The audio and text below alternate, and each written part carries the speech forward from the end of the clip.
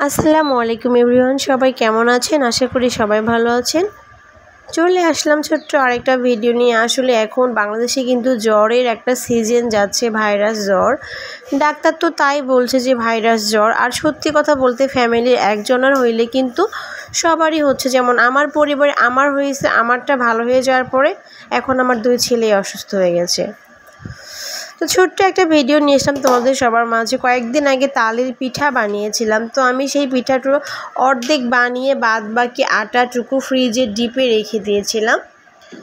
সেই আটাটাই আজকে বের করে একটু পিঠা বানাচ্ছি। অনেকের মধ্যে একটা ভুল ধারণা কাজ করে যে পিঠার পুরটো রেডি করে যদি আগে থেকে ডিপে রেখে দেওয়া যায় পরে নাকি পানি ঝরে। আসলে ব্যাপারটা একদমই সেরকম না।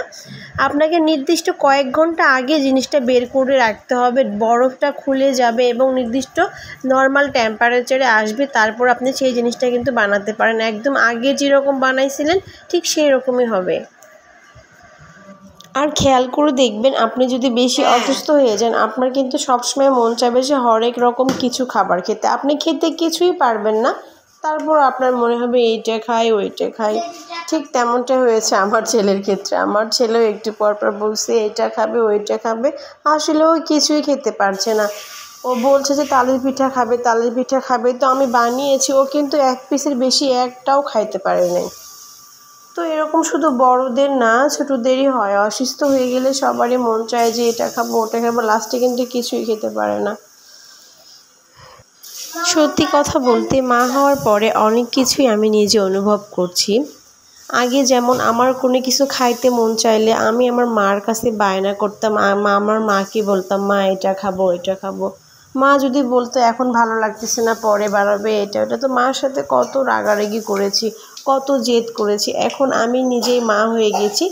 এখন আসলে আমি বুঝতে পারছি সন্তানের আবদার মেটানোটা মারা কতটা চেষ্টা করে। যেমন আমার নিজেরই শরীরটা অসুস্থ, ভালো লাগতেছে না, তারপর আমি চেষ্টা করতেছি আমার সন্তানকে খুশি রাখার জন্য, তার মনের আবদারগুলো পূরণ করার জন্য। সত্যি মা হওয়াটা অনেক কঠিন, ঠিক আছে? মা হইতে গেলে অনেক কিছু স্যাক্রিফাইস করতে হয়, সেটা আমি নিজে বুঝতেছি। পৃথিবীর সকল মায়েদের প্রতি অজস্র শ্রদ্ধা ও সম্মান জ্ঞাপন করছি। সকল মায়েরাই ভালো থাকুক, সুস্বাস্থ্য কামনা করছি তাদের জন্য। সত্যি মায়ের ঋণ কখনো শোধ হওয়ার নয়। গর্ভধারিণী মায়ের ঋণ কখনোই শোধ করা সম্ভব নয়। একটা গান আছে না, কাটিয়া গায়ের চাম, কথাটা সত্যি। গায়ের চামড়া কেটে দিলেও মায়ের ঋণ শোধ হবে না। মাকে কত জ্বালাইছি, কত অত্যাচার করছি, মা যে কতটা সহ্য করেছে এখন বুঝতে পারছি। হাজারো অশান্তি থাকলেও মা সবসময় চেষ্টা করে তার সন্তানকে ভালো রাখার জন্য। যেমন আমি এখন চেষ্টা করছি। আমার শরীরটা এতটাই খারাপ, আমার নিজেরই উঠতে মন চাচ্ছে না, একদমই মন চাচ্ছে না যে বিছানা থেকে আমি উঠি। তারপর আমি ওদের জন্য কত কিছুই করছি। ঠিক তেমনই সকল মা বাবারাই এরকম করে।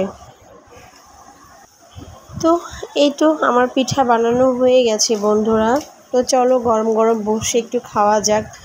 সবাই ভালো থেকো, সুস্থ থাকো। আজকের ভিডিওটা এই পর্যন্তই। আল্লাহ হাফেজ।